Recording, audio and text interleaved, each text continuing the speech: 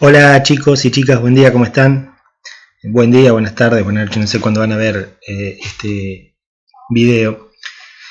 Bienvenidos a este nuevo encuentro en el cual vamos a trabajar ya en una segunda etapa la teoría de Pierre Bourdieu, la teoría de los campos, para tratar de entender cómo funciona lo social y cómo desde lo social nacen las miradas particulares de los diferentes ámbitos, ¿no? A nosotros por ahí nos interesa mucho el ámbito educativo particularmente, pero como esta materia se llama psicología, lo que van a ver, o lo que vamos a tratar de intentar hacer, no sé si lo puedo llegar a lograr, por ahí sí, con la ayuda de ustedes, es poder establecer la relación entre el contexto de surgimiento de una determinada teoría psicológica, porque como ustedes sabrán, hay muchas teorías psicológicas, no solamente una, y cómo cada una de esas teorías crea una mirada particular respecto de lo que sucede en el mundo. O sea, cuando digo lo que sucede en el mundo, digo lo que se piensa, cómo se piensa, ¿sí? Van a ver que hay teorías psicológicas que utilizan el concepto de lo mental. Hay teorías psicológicas que utilizan el modelo de la computadora y entienden a lo mental como si fuera una computadora, como si fuera un sistema de memorias. Y después hay otros modelos, por ejemplo la Gestalt, psicología de la Gestalt, no sé si la habrán escuchado alguna vez, o psicología de la forma. Gestalt en alemán significa buena forma, mejor forma, o la forma completa, lo que establece como objeto de estudio, el modelo que utiliza es un modelo psicodinámico, ¿no? De relaciones, un modelo de campo electromagnético en donde los diferentes elementos de un determinado campo electromagnético se relacionan entre sí en un vínculo de fuerzas. Y después tenemos teorías como la psicoanalítica, con otro enfoque bastante diferente, en donde establecen un aparato psíquico. Dentro del psicoanálisis también hay varios modelos de aparato psíquico, por lo menos dos, que son los más clásicos, que es los modelos que plantea Freud, ¿no? El modelo, por ahí lo escucharon, consciente, preconsciente e inconsciente. Y después de 1920 plantea un segundo modelo en el cual introduce otras instancias psíquicas como yo, superyo y ello. Pero van a ver, o no sé si se dan cuenta, la diferencia radical que hay entre las diferentes corrientes de psicología. Por lo tanto, al momento de tener que explicar cómo aprende un estudiante y después la didáctica era cómo tiene que enseñar, en función del lugar o en función de la teoría sobre la cual se ampare, van a ser los conceptos que utilice para explicar lo que está sucediendo. Por lo tanto, van a ser esos fenómenos los que van a aparecer o no van a aparecer en ese campo, ¿no? Y en este sentido es que yo uso la palabra concepto como si fuera anteojo, ¿no? Como si fuera un lente a través del cual yo puedo ver ese fenómeno. Si no cuento con ese concepto en ciencias sociales, ese fenómeno no aparece. O sea, esto tiene esta cuestión que les estoy planteando tiene profundas implicancias no solo para el campo de la psicología, sino que tiene implicancias psicológicas, filosóficas también, ontológicas puntualmente, respecto de la esencia de las cosas, ¿sí? Se cuestiona la existencia de una realidad en sí misma, porque fíjense, si hubiera una realidad en sí misma, no importa desde el lente que yo mire esa realidad, la realidad va a ser siempre la misma. Ahora, si yo utilizo diferentes lentes y utilizando esos diferentes lentes se modifica la realidad, significa que no hay realidad en sí misma, ¿sí? Así que eso en principio como una introducción general. La idea hoy es terminar de explicar básicamente la teoría de los campos, y la semana que viene ya habilitamos un espacio de intercambio que, bueno, lo decidiremos, vamos a tratar de decidirlo entre todos y todas.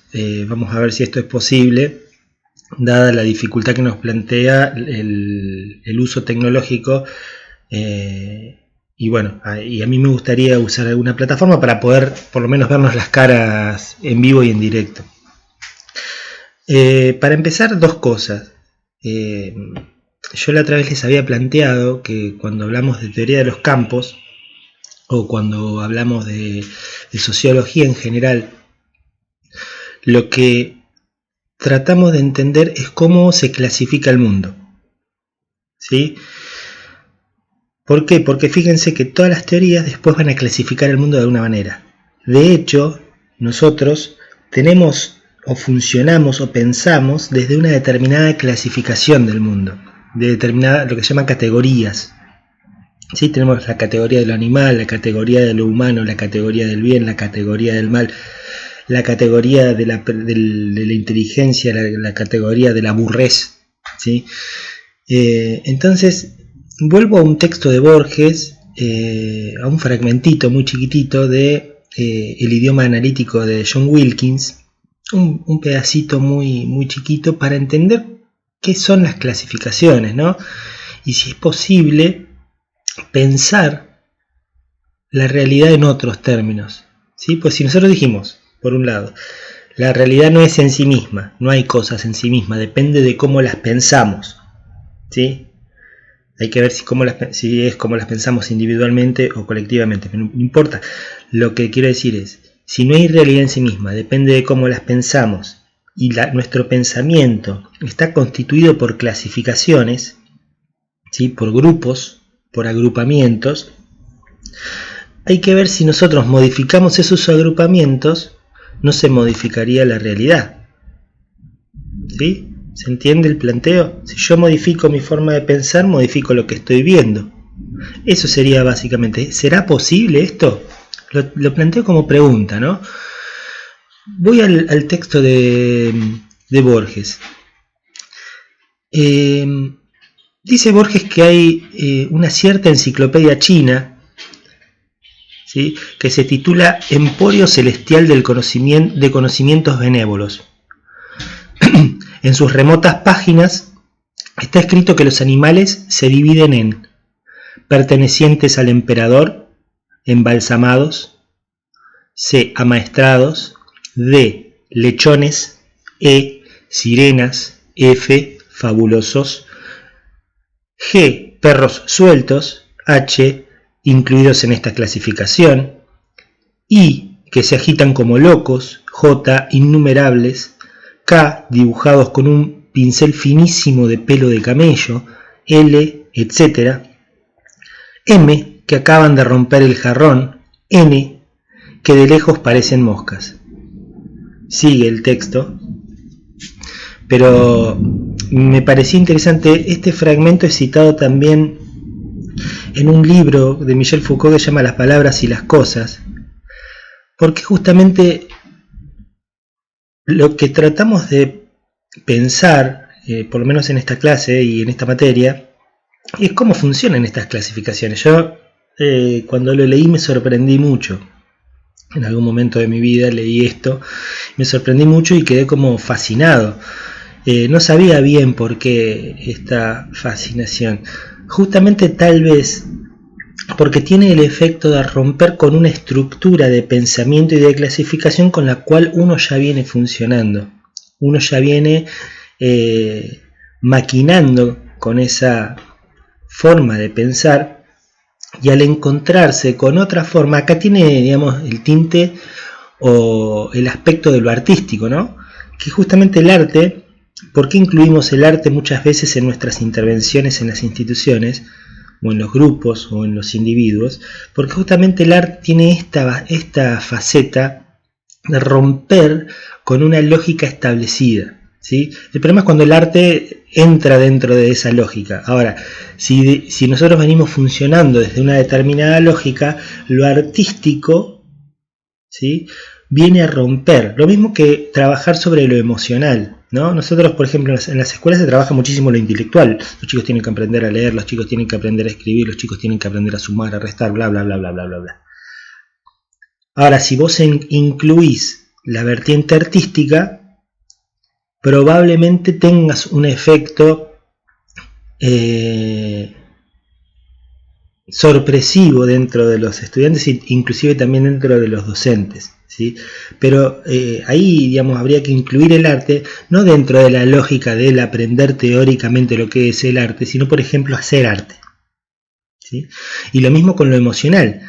No sé si alguna vez habrán ido a una escuela y habrán trabajado lo emocional, ¿sí? Que los chicos se paren, se tomen de la mano, se sientan, piensen en lo que sienten, cuenten lo que sienten. Sería muy raro, ¿no? No sería imposible. Lo que pasa es que la escuela está pensada para el desarrollo intelectual y de la conducta, para la regulación de la conducta, no tanto de lo emocional. No se trabaja lo emocional. Por eso, si uno trabajara lo emocional dentro de los ámbitos educativos, sería revolucionario en el sentido de que rompe con esta estructura, ¿sí? Entonces, una clasificación que encontramos dentro del emporio celestial de conocimientos benévolos nos lleva a pensar que el mundo está clasificado de alguna manera. Y es justamente el texto de Bourdieu, clase inaugural, que vamos a encontrar en el libro Sociología y Cultura, que es una clase que da Bourdieu, una charla, y que después está editado en un libro que se llama Sociología y Cultura, que se publica en Francia en 1984. Es un libro sobre clasificaciones, ¿sí? Y lo que tratamos de velar, no tanto quién hace las clasificaciones, que sería una buena pregunta, pero tal vez sea una pregunta muy difícil de responder, y que no viene al caso de este curso, sino más bien estar advertidos de que siempre trabajamos sobre clasificaciones. Yo les pediría a ustedes que hagan como un pequeño ejercicio, que hagan una clasificación de tipos de alumnos. ¿Qué tipos de alumnos hay? ¿Sí? Inclusive, bueno, no sé si conocen a sus compañeros actuales, pero de sus compañeros de secundaria, ¿qué tipos de alumnos hay? ¿Qué características tiene cada uno de estos alumnos? Y hacer como una tipología de alumnos, ¿sí? Fíjense que estas tipologías después funcionan para que nosotros veamos a los alumnos de esa manera. Si ustedes me transmiten esa tipología, imagínense que yo voy a la sala de profesores del instituto y me dicen, bueno, tal curso tiene estas características, vas a tener estos chicos que son excelentes, después tenés los chicos del medio que más o menos, y después los que se sientan adelante, que los tenés que sentar adelante porque si no, no te siguen una clase, no casan una. Probablemente, no digo que funcione así de hecho, pero hay una gran posibilidad de que yo cuando vaya y me encuentre con ese curso, empiece a verlos a través de las categorías que ya me impusieron mis colegas, ¿sí?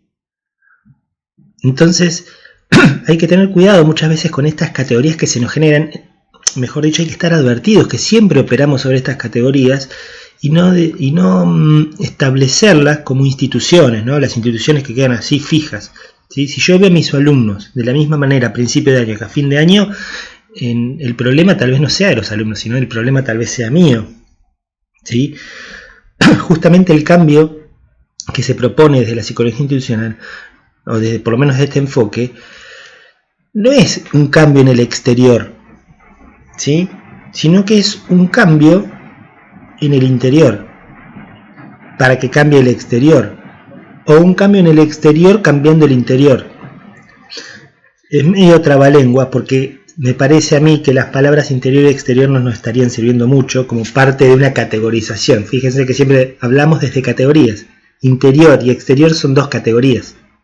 Si yo saco estas categorías, entonces por ahí puedo pensar en una zona intermedia donde no hay interior ni exterior, y es ahí donde tengo que operar. Es ahí donde tengo que generar los dispositivos para generar los cambios, ¿sí? Entonces, vamos directamente al texto. Yo creo que en el texto yo ya les había contado que la primera parte habla más bien de cuál es la función del sociólogo y cómo muchas veces el sociólogo se la cree, cómo muchas veces los profesionales docentes, los profesionales en ciencia, nos la creemos. Nos creemos lo que estamos diciendo como si fuera verdadero, ¿sí? Por ejemplo, creemos que el aprendizaje es que el otro cambie alguna conducta. Nos creemos que es eso, aprender, ¿sí? O nos creemos que la inteligencia es que le vaya bien en una prueba. Nos la creemos. Y peor, nos creemos que sabemos, ¿sí? Esto lo que hace nos distancia de la posibilidad de criticar los dispositivos por un lado, pero al criticar los dispositivos sí o sí nos tenemos que criticar nosotros y eso es muy difícil. Sí, es un trabajo muy grande, entonces por lo general empezamos a trabajar desde las instituciones, digamos, desde las formas de pensar establecidas que nos implican un gasto mucho menor. La primera parte del texto habla más sobre la posición del sociólogo, la función del sociólogo y cómo si el sociólogo se cree lo que él está diciendo, eso se torna institucional. ¿Sí? Y la segunda parte ya entra más en lo conceptual. Para que tenga una idea general de lo que plantea Bourdieu en relación al concepto de campo, los campos sociales, al referirse a campo, nos referimos a un campo delimitado que tiene diferentes elementos que se relacionan entre sí. ¿Sí? Estos elementos dentro del campo van a tener una relación de tensión y muchas veces de conflicto entre sí.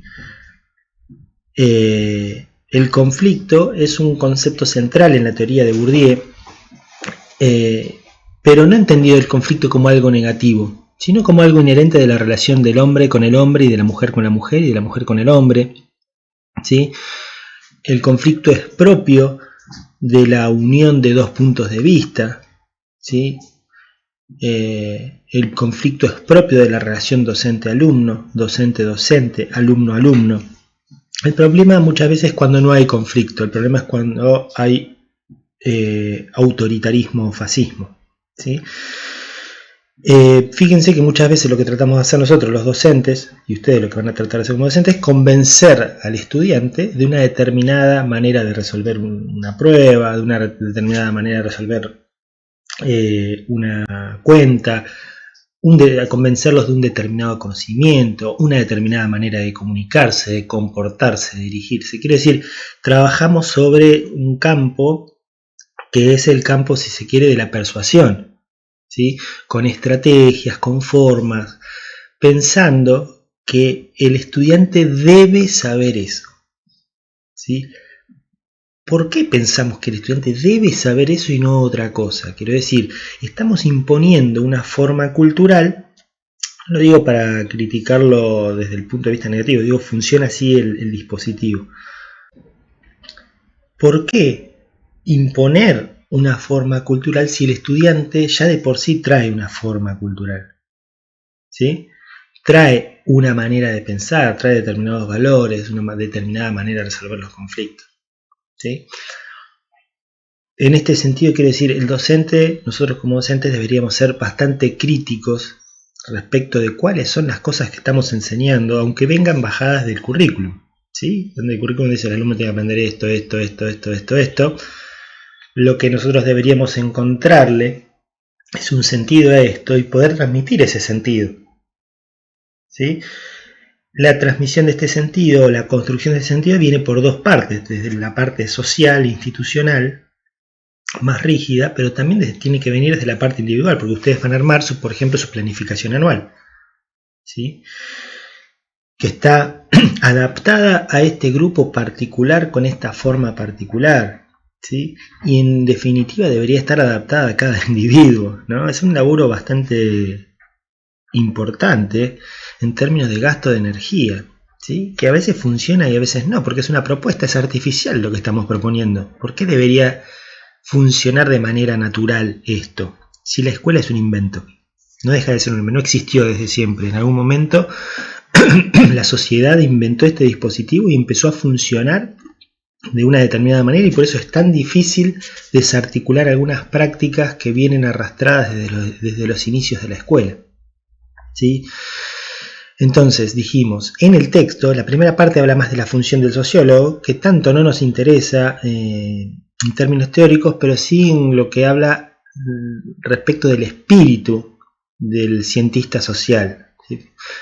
Por ejemplo, hay palabras autorizadas dentro de determinados ámbitos sociales, por ejemplo, la palabra del médico, la palabra del psicólogo, ¿sí? La palabra del docente, que se toman como verdades, ¿sí? Esas clasificaciones, esas categorías que usa el psicólogo, el médico, el docente, son tomadas como verdaderas. Hoy que estamos en tiempo de pandemia, lo que es un médico es palabra sagrada, ¿no? Entonces hay que ver cómo el médico llega a ese lugar, ¿sí? La función del médico llega a ese lugar. Pero hay también que ver por qué necesitamos que alguien nos diga lo que tenemos que hacer, ¿sí? No lo vuelvo a repetir, no lo digo como que esté mal, digo que estamos tratando de analizar cómo funciona, o estamos tratando de establecer algunas categorías para entender cómo funciona esto desde la perspectiva de Pierre Bourdieu, ¿sí? Entonces, hay ciertos lugares que gozan de cierta autoridad al momento de establecer para toda la sociedad cuáles son las categorías con las cuales analizar esa realidad, o dónde se corta esa realidad, ¿sí? ¿Cuál es la clasificación, por ejemplo, de lo que está bien y de lo que está mal hacer? ¿Hay que estar encerrado en tu casa o hay que salir? ¿Sí? Quiere decir, si viene un médico y dice, no, lo que conviene es quedarte en tu casa, probablemente lo escuchemos, ¿sí? Ahora, si viene mi vecina de la esquina, la kiosquera, y me dice, no, lo importante es poder salir, y contraponemos las dos verdades, y probablemente le creamos más al médico. ¿Se entiende? Quiero decir, la disputa también se da en el plano de las verdades. ¿Quién establece la verdad? Bien, entonces vamos al texto de Bourdieu un poquito para poder avanzar.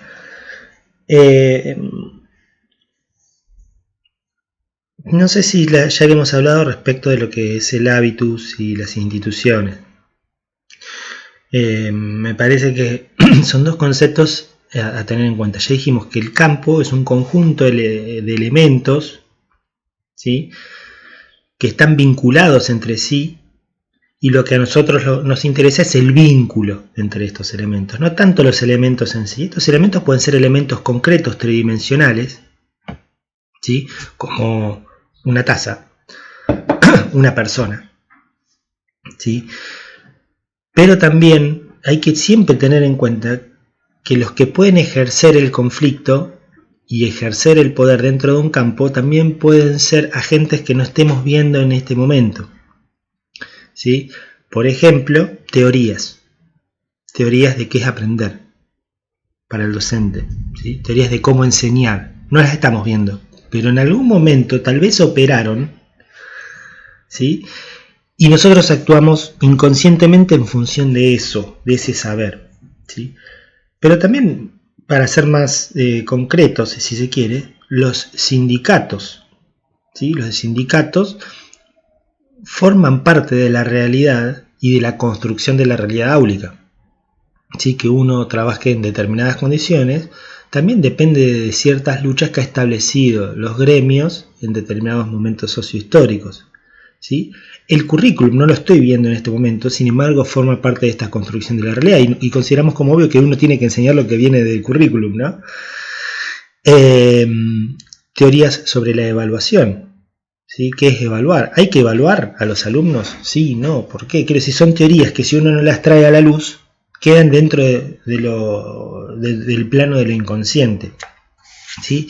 Las editoriales, ¿sí? Fíjense que muchos docentes trabajan sobre textos que ya vienen escritos con sus propias actividades, que vienen en libros de texto bajados de editoriales. Entonces, de alguna manera, la editorial te está diciendo lo que tenés que enseñar y cómo enseñarlo, ¿no?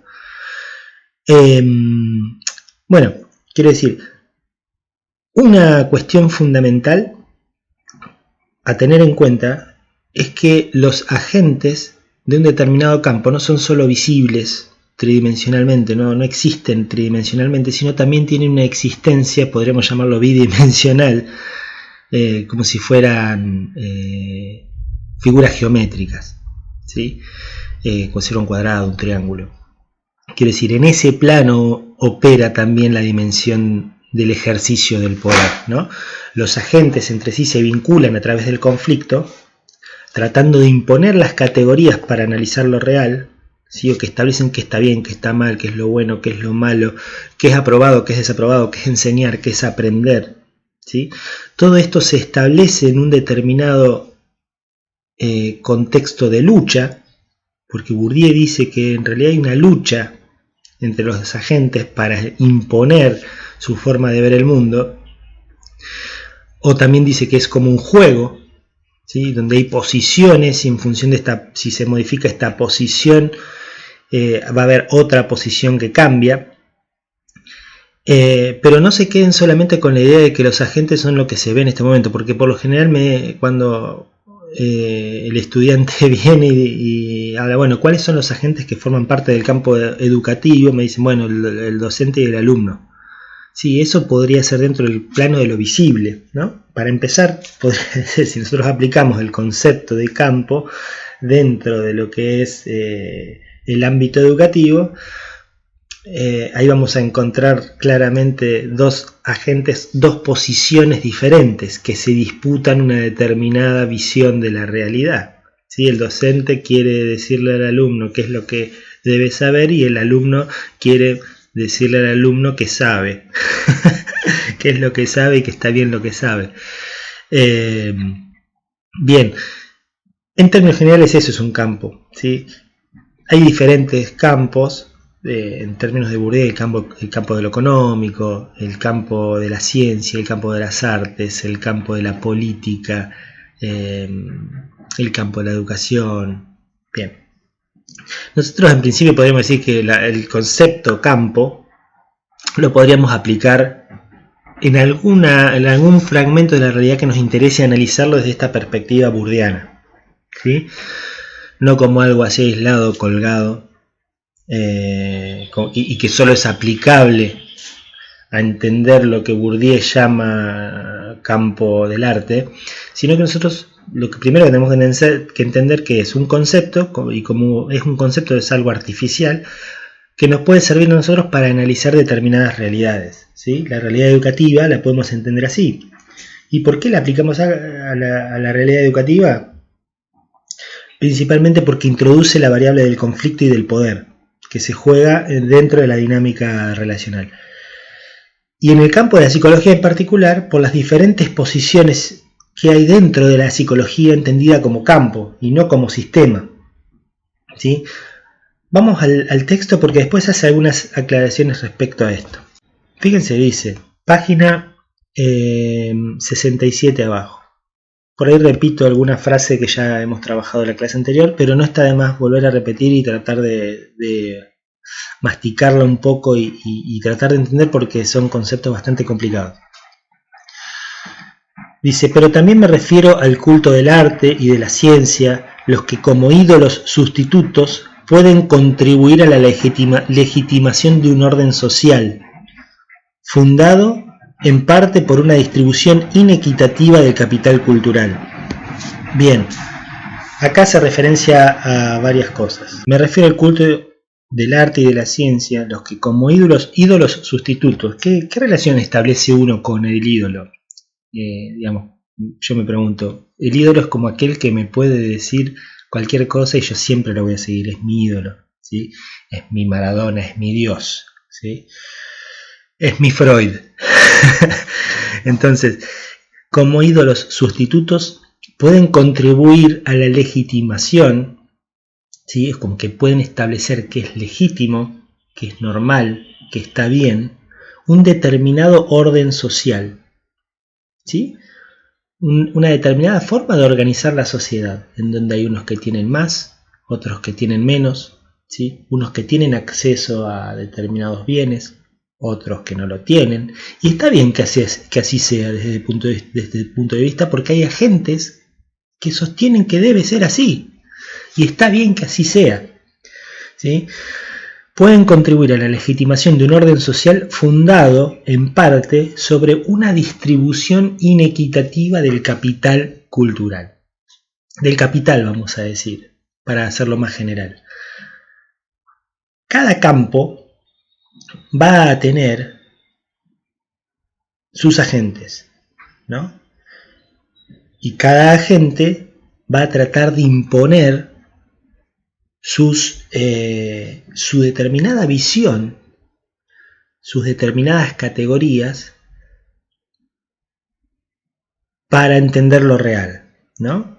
Lo real entendido desde determinada teoría, podríamos decir, determinada teoría del mundo, desde determinada cosmovisión, ¿sí? En el campo de la educación va a haber determinados agentes que van a tratar de establecer su determinada mirada de la educación, ¿sí? ¿Para qué sirve la educación? ¿Para qué está la educación? ¿Sí? ¿Qué tiene que aprender un alumno en la escuela? ¿Sí? La educación tiene que servir para que el chico trabaje, para que el chico estudie o para que el chico piense. Bien, preguntas. Ahora, estos agentes que se disputan cuál es la verdadera realidad, entre comillas, tienen una posición determinada dentro del campo que está dada por una distribución del capital. El capital es aquello que tiene valor dentro del campo, ¿sí? En el campo económico es fácil saber cuál es el capital, ¿sí? Dentro de ese campo, porque se llama capital económico. Aquel que tenga más bienes, en términos generales, amplios, no solo dinero, sino acciones, bla, bla, bla, bla, va a tener más, va a poder ejercer más poder, más fuerza, ¿sí? En el campo cultural sucede lo mismo. Hay determinadas condiciones que establecen que un agente puede ejercer más poder respecto de otro, y en el campo educativo también, ¿sí? En el campo de la ciencia particularmente, mucho más, ¿eh? O sea, por ahí ustedes no saben, pero dentro del campo de la psicología hay una disputa bastante grande que viene desde hace mucho tiempo respecto de si la psicología en general debería orientarse más como una ciencia natural, ¿sí? En donde los procesos se miden empíricamente, o más bien como una ciencia social que tiene que ver más con la sociología, en donde se elaboran algunos conceptos y modelos, y somos conscientes de que lo que elaboramos son modelos y conceptos y trabajamos con modelos y sobre modelos y conceptos para generar marcos explicativos o teorías explicativas racionales, lógicas, transmisibles respecto de lo que le pasa a la sociedad, al individuo, a la mente, a la subjetividad, ¿sí? Bien, entonces dentro del campo de las ciencias sociales y ciencias naturales está esta disputa. Son como dos maneras de enfocar los mismos fenómenos, ¿sí? No sé si se entiende esto. Así que palabra importante ahí es la palabra capital, ¿sí? Es un concepto bastante importante para Bourdieu, ya que el capital es aquello que tiene valor dentro de un determinado campo. Probablemente dentro del campo educativo, si vos venís con 2 millones de dólares, no sé cuánto valor puede tener para que vos apruebes séptimo grado. No sé. O para probar psicología conmigo, no sé si tendría mucho valor. Después lo pensamos. Bien, avanzamos un poquito más y ya vamos puntualmente a la teoría de los campos, ¿sí? Creo que esto ya lo mencioné en la clase anterior. Dice Bourdieu en la página 69, abajo, casi al pie de página. Resulta más fácil tratar los hechos sociales como cosas o como personas que como relaciones. Sin embargo, esto es lo que dice Bourdieu en una primera parte. Nos resulta más fácil tratar a los hechos sociales y los hechos mentales como si fueran cosas. ¿Por qué? Porque está establecido desde nuestra forma de pensar que la realidad es una realidad tridimensional, ¿sí? Que la realidad está constituida por cosas. Lo que nosotros proponemos desde esta materia es pensar la realidad en términos de relaciones entre diferentes elementos, ya que las cosas son en función de su relación con otra cosa. Esto lo van a ver bien en el video de Mentira la Verdad que les recomendé en la clase pasada y que espero que lo hayan visto, y si no lo pueden ver en estos días. Cómo las cosas no son en sí mismas, desde nuestra perspectiva, sino que las cosas son en su relación con otras cosas, ¿sí? Un docente es docente en relación a un alumno y a un sistema educativo que existe. Si no hubiera alumno y si no hubiera sistema educativo, chao docente, ¿sí? El padre es padre en relación a sus hijos, si se quiere. Si no hay hijos, chao padre. ¿Se entiende? Y así podemos entender la realidad en este margen, ¿sí? En el video lo van a ver con el ejemplo de la hamburguesa. Uno puede entender la hamburguesa como un cacho de carne picada, que ya es usar alguna categoría, un cacho de carne picada entre dos panes, pero también uno puede entender a la hamburguesa como el fruto o el objeto, producto de la explotación de algunos obreros sobre un animal al cual mataron, torturaron, trituraron, que llega a nuestra mano, ¿sí? Que tiene un valor económico y que probablemente aquella persona que trabajó en todo el proceso cobre una fracción ínfima de ese valor que me lo cobran a mí en ventanilla, ¿sí? Entonces, obvio, resulta más fácil pensar en las cosas tridimensionales, porque el acceso es inmediato, ¿sí? Es como estar mirando la tele. El desafío es poder pensar en términos relacionales, ¿sí? Que es un ejercicio que hay que hacer y un entrenamiento que hay que llevar adelante.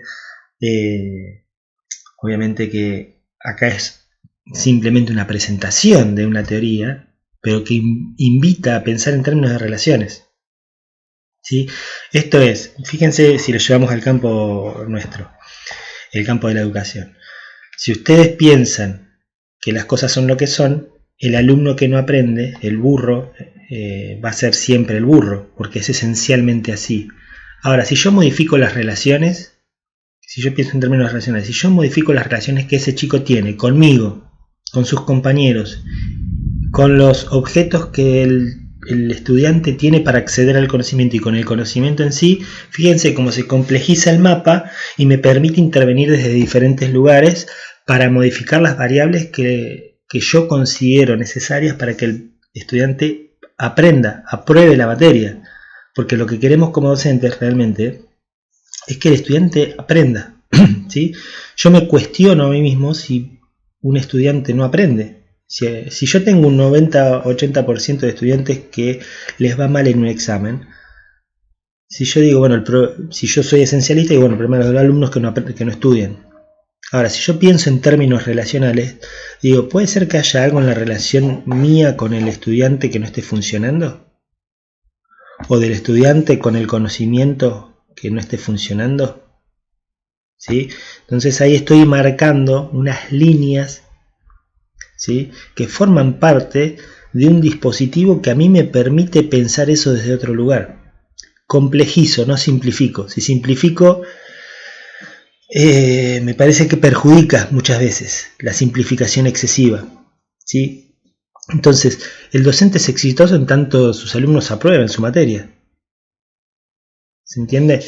El docente no es exitoso. Yo escucho a algunos colegas que dicen, no, mi materia aprueba el 1%. Yo digo, bueno, pero algo mal estás haciendo, ¿por qué no aprende el 99% restante? ¿Sí? A mí me gustaría que ustedes puedan llegar a pensar de esta manera. Obviamente son libres de hacer lo que ustedes quieran, ¿no? Entonces vuelvo a la página 69, abajo. Dice, es necesario buscar en una historia estructural de los espacios sociales donde se engendran y efectúan disposiciones que crean a los grandes hombres, ¿sí? Hay una cuestión social, histórica, que crea disposiciones, ¿sí? O sea, que crea los dispositivos. Dispositivo viene de disposición, que crea artificios para generar grandes hombres.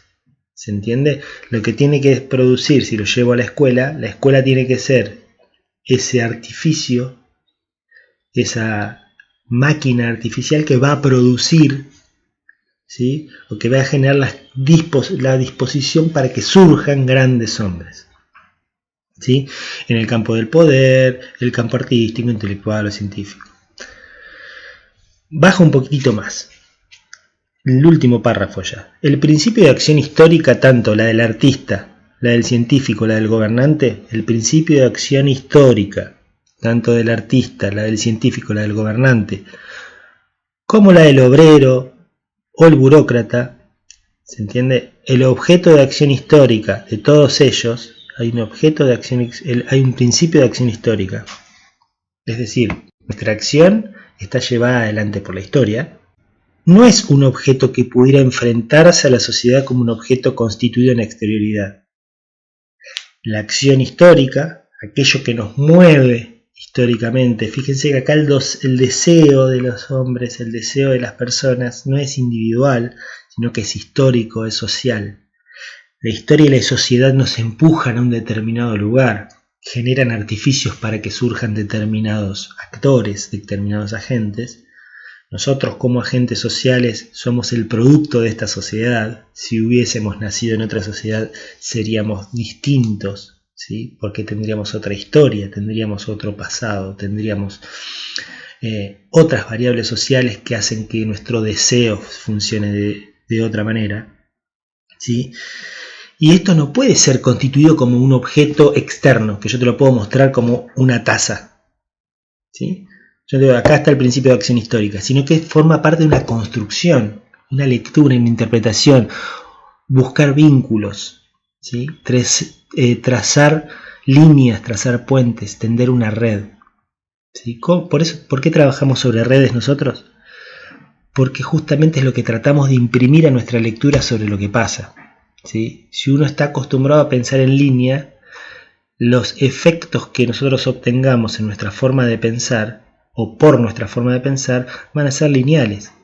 Lo que nosotros queremos obtener en esta materia, por lo menos un poco, es una lectura de lo social, de lo real, de lo institucional, de la psicología compleja, ¿sí? Es decir, si yo les digo que la psicología surge en 1879, que ustedes puedan preguntar, ¿qué psicología surge en 1879? ¿O por qué antes no había psicología? ¿Se entiende? No tanto que recuerden una fecha, ¿sí? o un nombre, sino más bien cuál es el planteo y poder serruchar un poquitito ahí abajo, poder corroer un poquitito ahí abajo, porque siempre hay supuestos debajo de todo lo que se plantea en algún argumento, ¿sí? Entonces, el principio de la acción histórica, tanto del artista, la del científico, la del gobernante, como la del obrero o el burócrata, no es un objeto que pueda enfrentarse a la sociedad como un objeto constituido en la exterioridad. No reside ni en la conciencia ni en las cosas. No está ni en mi conciencia ni en la cosa en sí misma, porque dijimos que cosa en sí misma no hay, sino en la relación entre dos estados de lo social. ¿Sí? Hay dos estados de lo social y acá abrir bien las orejas. Los dos estados de lo social es, por un lado, la historia objetivada en cosas, en forma de instituciones, la historia objetivada en cosas, en forma de instituciones, y la historia encarnada en cuerpos, en forma de esas disposiciones duraderas que yo llamo hábitus, dos conceptos fundamentales, ¿sí? Institución y hábitus como si fueran dos caras de una misma moneda, ¿sí? Podríamos decir que es lo mismo, lo que pasa que lo que hace Bourdieu es decir, bueno, lo histórico y social en las cosas son las instituciones. ¿Qué son las instituciones? Para Bourdieu, pregunta que puede surgir en algún examen. Bueno, ¿qué es una institución? Bueno, para Bourdieu las instituciones es lo histórico y lo social objetivado en cosas, ¿sí?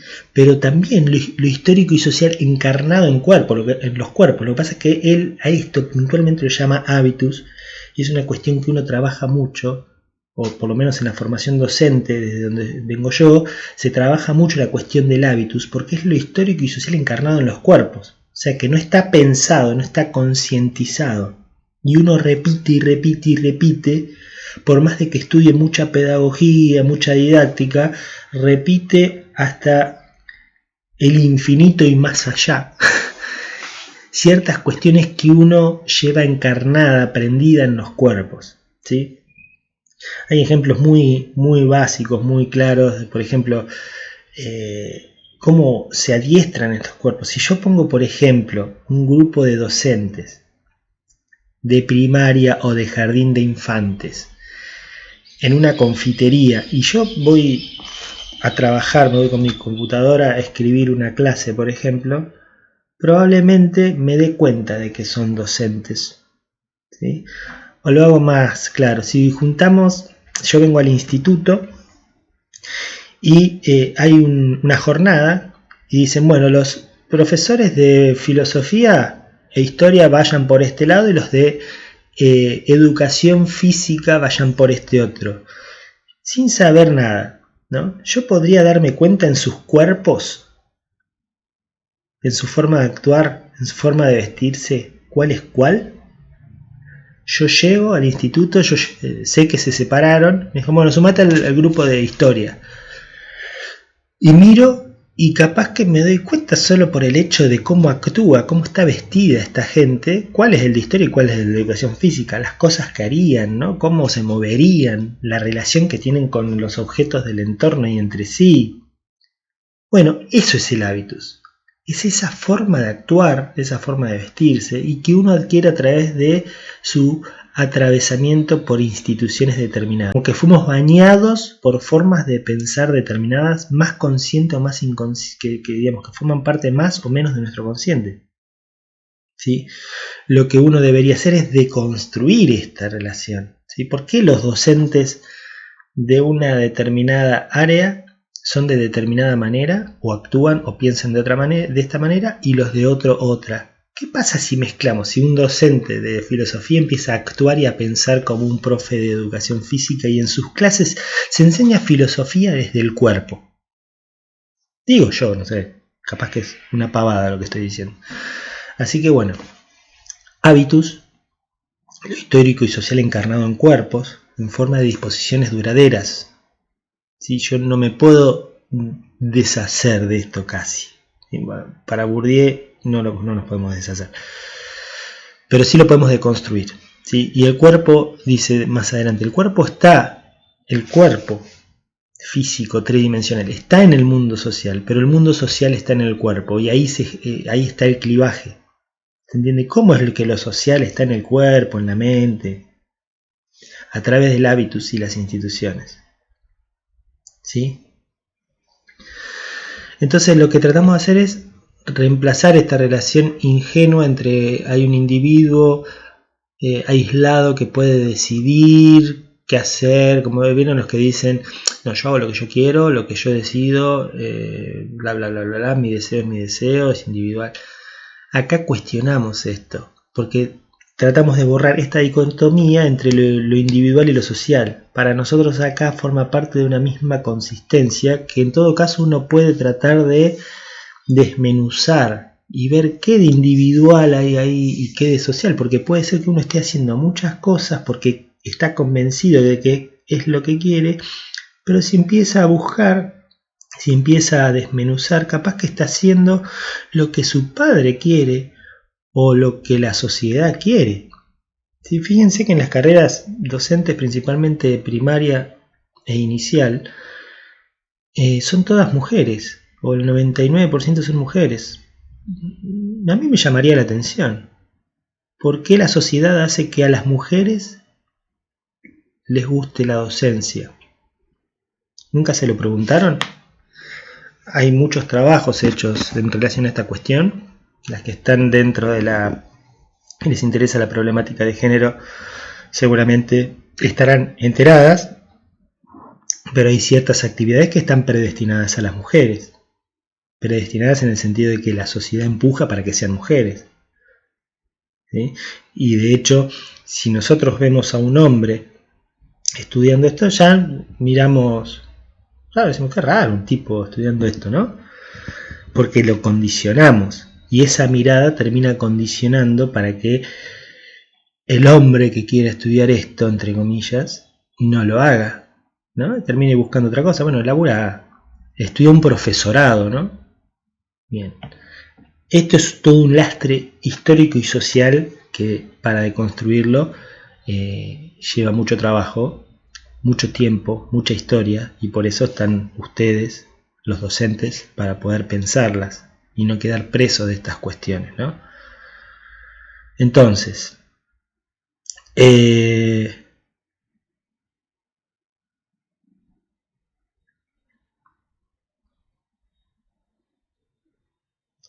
cada campo tiene una lógica específica de funcionamiento. Voy a la página 70, mitad de página. Tenemos hábitos e instituciones. Esas dos series causales parcialmente independientes que son, por un lado, las condiciones sociales de producción de los protagonistas, o, para ser más precisos, de sus disposiciones duraderas, hábitus, entre comillas, y por otro, la lógica específica de cada uno de los campos. ¿Sí? Cada campo tiene su lógica de función. El campo de la educación es diferente al campo de la salud y al campo de la economía.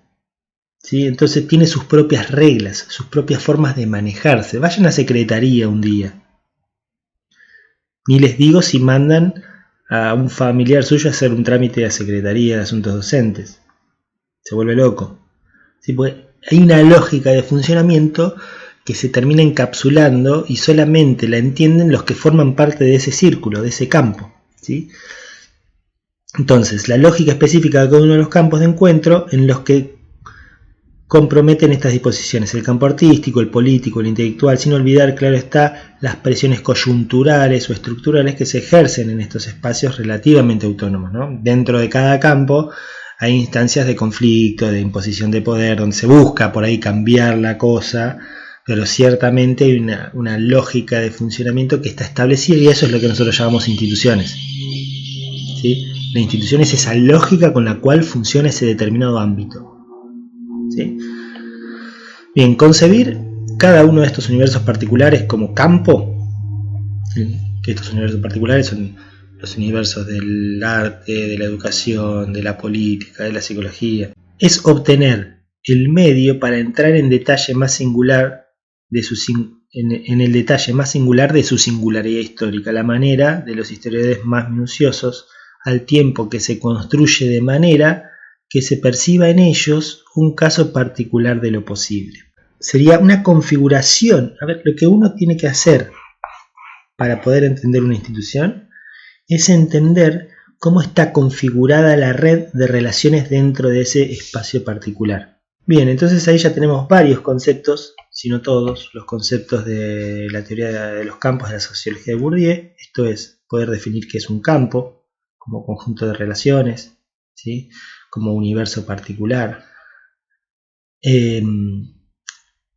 constituido por agentes y las relaciones entre los agentes. El ingrediente fundamental del campo es el conflicto y las relaciones de poder, y por otro lado lo que es el hábitus y la institución, ¿sí? Que son los hábitus y las instituciones, conceptos muy importantes para poder desmenuzar la mirada de Bourdieu respecto de los fenómenos sociohistóricos, ¿sí?